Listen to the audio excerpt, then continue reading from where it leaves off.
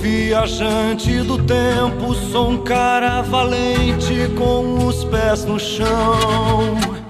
E nessas idas e vindas da terra, sigo os conselhos do meu coração.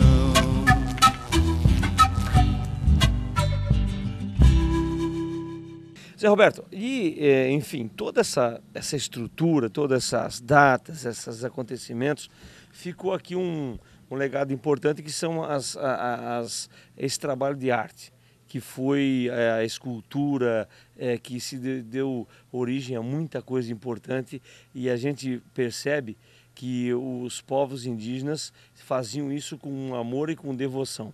Então não era, como muita gente pensa, que aquilo era uma massificação que mantinha o índio ali em apenas de uma redução. Quer dizer, era um povo liberto que realmente tinha como ponto mais alto não só o desenvolvimento da sua comunidade, mas também esse dom pela arte, instrumentos musicais, as esculturas, enfim, tudo isso. Queria que você falasse um pouquinho a respeito, e depois a segunda parte eu quero que você fale sobre a cruz missioneira, que é um ponto importante e as pessoas não têm muito conhecimento sobre isso. Bom, sobre a arte missioneira, acho que é muito importante entender que povo é esse, o povo Guarani. Eu tenho uma data, eu tenho uma história rapidinha. Em 1626, quando entra o primeiro jesuíta aqui onde é o Rio Grande do Sul, ele encontra o povo Guarani no Neolítico, na Idade da Pedra Polida, 1626. Ou seja, este ano agora faz 384 anos que o povo Guarani teve o primeiro contato com a Idade dos Metais. Os europeus, os teus parentes europeus, viveram os últimos do Neolítico na Europa há 13.800 e tantos anos da data de hoje. Daí você compreende a diferença dos povos. Por que não é um povo individualista? Por que é um povo coletivista? E você compreende também, por exemplo, as artes. O Guarani, ele já lidava com a pedra polida, né? Ele fazia os brinquedinhos dos índios guaranis, dos seus filhos, eram umas oncinhas, eram os lagartos, eram os peixinhos, eram as tartarugas, eram aqueles bichinhos que hoje eles produzem ainda, né? E que nós sabemos bem, eles vendem ali, né? E em todo o Brasil, eles repetem isso em todo o país, os guaranis, né? Ou seja, então já havia uma arte na música.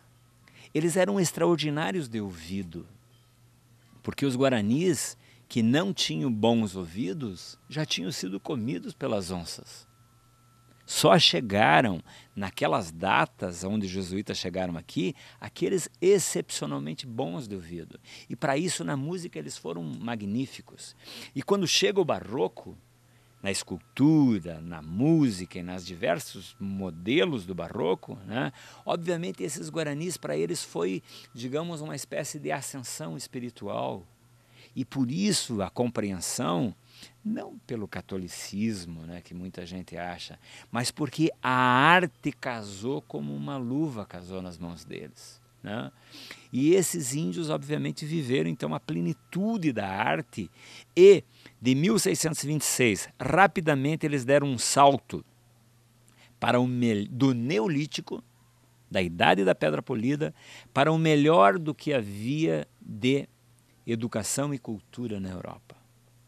E como é que eles conseguiram fazer isso? E como o Brasil tem que aprender e o mundo tem que aprender com isso? Porque eles entraram no modelo de educação. E os jesuítas foram sábios nesse sentido.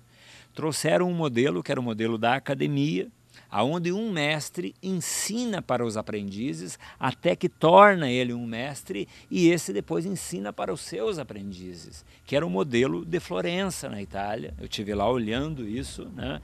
E esse modelo os jesuítas trouxeram para cá.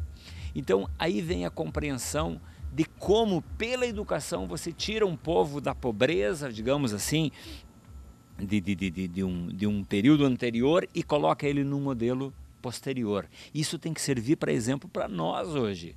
Quanta gente pobre, eu sei que você conhece bem isso, em quantos lugares do Brasil poderia dar um salto imenso através do quê? Através da educação.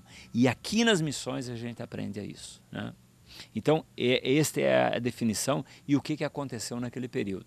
Obviamente, durante 160 anos de experiência, mesclou o que tinha de melhor de ciência naquele momento com aquele povo absolutamente aberto espiritualmente, e aconteceu a maravilha que aconteceu e que o Voltaire chama isso de triunfo da humanidade. Um modelo de educação, um modelo de aprofundamento, né, das ciências e da colocação disso à disposição de uma sociedade, né? Isso deve servir para nós hoje. Com relação à cruz missioneira, a cruz missioneira, graças a Deus, eu tive uma oportunidade rara de... a primeira vez que eu tive na Espanha, eu descobri uma cruz exatamente igual à nossa.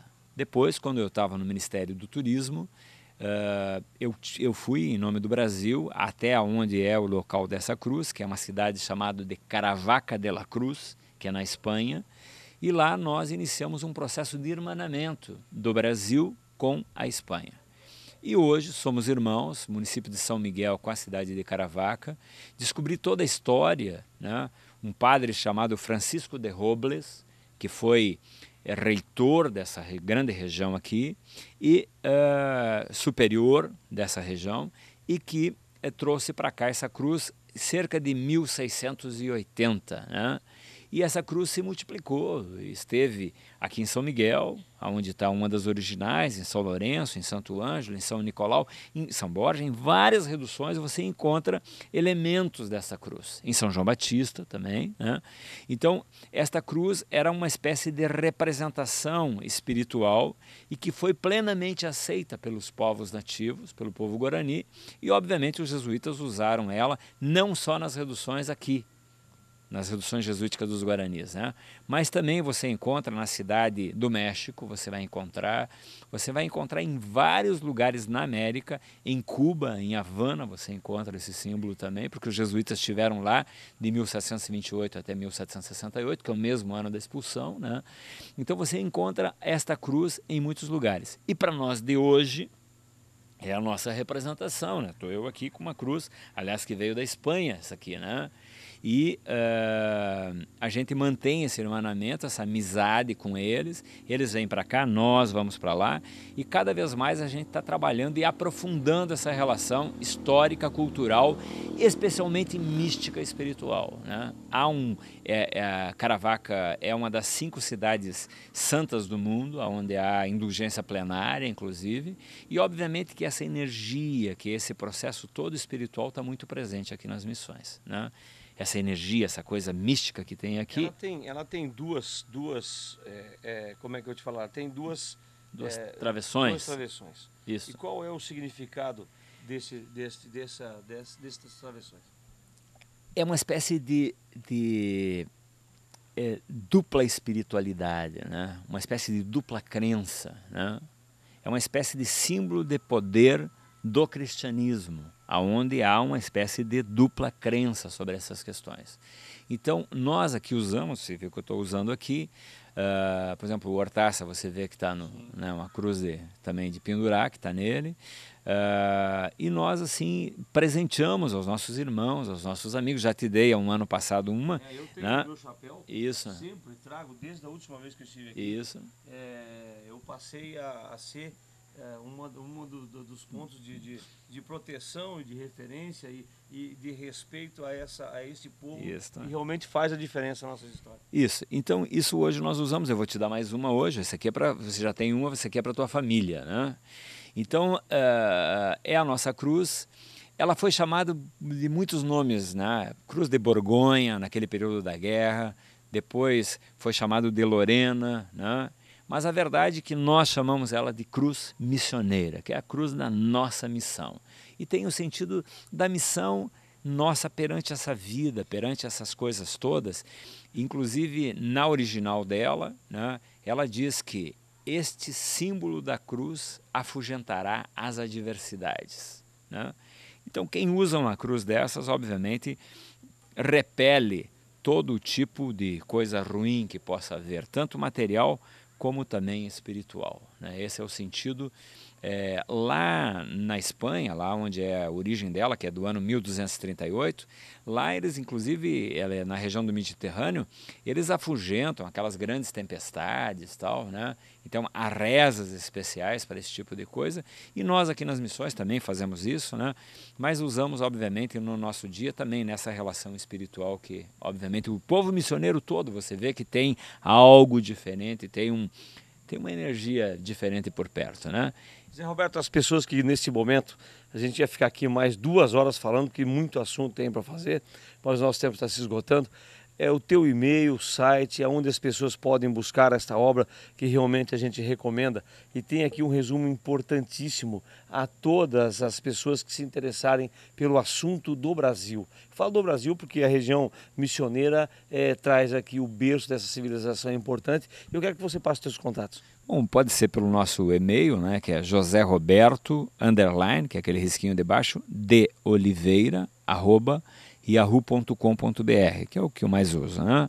E os telefones nossos aqui é 55 9638 6360. E nós temos o site nosso aqui da pousada, que é www.pousadadasmissões.com.br. Também pode se comunicar com a gente através do site da Pousada das Missões, né? É isso aí, falei aqui com o José Roberto Oliveira, este pesquisador, este baluarte desta cultura importante que é a história das missões, trabalha muito por isso, tem um vasto conhecimento não só do turismo e desta maravilha aqui na região das missões, mas profundo conhecedor de outras partes do Brasil também, um palestrante de primeiríssima qualidade que realmente deixa aí, você ter os contatos para levar também o Zé Roberto para passar essas informações a toda a sua região e a sua universidade, enfim, a sua cidade. Quero te cumprimentar e pedir as bênçãos sempre do nosso Pai Celestial para que a gente possa continuar levando essas informações importantes e encorajando as pessoas que esse Brasil tem jeito, que a América do Sul tem jeito e as coisas precisam ser melhoradas a cada instante. Que os santos missioneiros lhe acompanhem. Amém. Amém. É isso aí, segura, que daqui, de algum lugar do Brasil, estaremos voltando com muito mais informação para você, meu amigo, meu irmão do Rancho da Prosa.